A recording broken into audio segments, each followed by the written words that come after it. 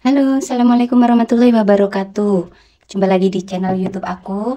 Teman-teman, kali ini aku mau membahas mengenai manfaat dari extra virgin olive oil atau minyak zaitun. Di sini aku nggak endorse ya, bukannya aku hanya berbagi tentang sedikit manfaat dari minyak zaitun ini. Di sini aku menggunakan dari brand ini, dan ini extra virgin, bentukannya seperti ini dengan kemasan botol kaca berwarna hijau. Di sini bisa dibeli di toko-toko terdekat di kota kamu. Aku sih belinya di minimarket gitu ya teman-teman ya.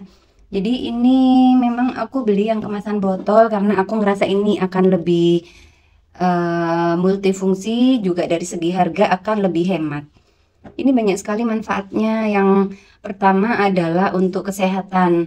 Jadi di sini biasanya aku mengkonsumsi 1 sendok makan itu biasanya bisa langsung dikonsumsi seperti minum sirup gitu ya teman-teman, dengan dosis 1 sendok makan. Itu untuk aku ya teman-teman ya, tapi bisa menyesuaikan kalau misalnya mungkin mau setengah sendok makan atau mau 1 sendok teh atau 2 sendok makan, menyesuaikan dari kebutuhan kamu dan mana yang lebih nyaman buat pribadi teman-teman masing-masing.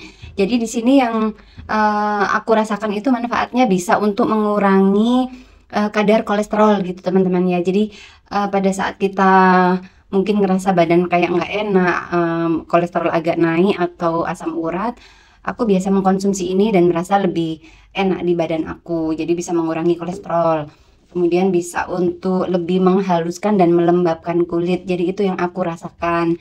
Juga bisa untuk detox ya teman-teman ya. Jadi menghilangkan kadar kolesterol jahat itu, maksudnya minyak kolesterol yang tidak bermanfaat bagi tubuh kita, seperti itu. Dan ini juga bisa kalian siramkan 1 atau 2 sendok makan di atas salad atau makanan atau berkuah seperti mungkin sup atau mungkin rawon gitu ya. Tapi ini nggak disarankan untuk dimasak ya teman-teman ya, karena kalau dari kandungan minyak zaitun itu sendiri nggak boleh dipanaskan dalam suhu tertentu karena akan merusak dari kandungan manfaat dari minyak ini. Jadi biasanya aku mengkonsumsinya langsung atau aku tuangkan di atas salad atau jus, seperti itu juga bisa.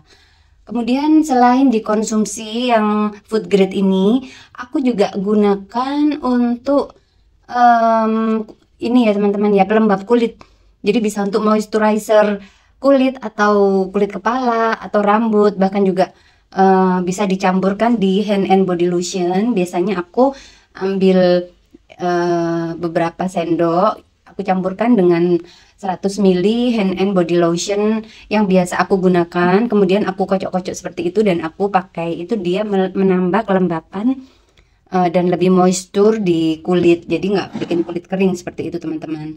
Kemudian ini juga aku bisa gunakan untuk melembabkan rambut. Jadi untuk perawatan rambut kulit kepala yang mungkin kering atau mungkin berketombe seperti itu, bisa menggunakan ini. Biasanya digunakan sebelum keramas, jadi semacam kayak minyak cem-ceman gitu ya teman-teman ya.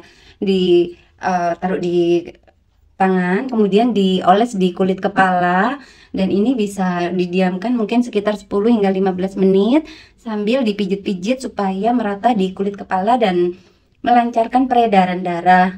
Itu selain bisa melembabkan, menghilangkan ketombe, ini pengalaman pribadi ya teman-teman ya, juga bisa untuk mengurangi rambut rontok karena dia akan melancarkan peredaran darah dan memberi nutrisi pada akar rambut kita, seperti itu. Kemudian juga bisa untuk minyak pijat ya teman-teman, tapi biasanya ada yang lebih convenient itu menggunakan minyak pijat yang khusus untuk minyak pijat. Biasanya grade-nya beda, dia cosmetic grade dan sudah ditambahi dengan aroma-aroma. Jadi biasanya kalau aroma itu aku lebih cenderungnya itu menggunakan essential oil, karena essential oil sendiri itu kan tidak mengandung bahan kimia yang membahayakan. Itu pun jika essential oil bisa dicampurkan, jadi nggak langsung ke kulit supaya nggak mengiritasi. Jadi kalau ini juga bisa untuk minyak pijat ya teman-teman ya, pijat menggunakan minyak zaitun. Jadi banyak banget ini fungsi dari minyak zaitun ini, bisa digunakan untuk perawatan sehari-hari.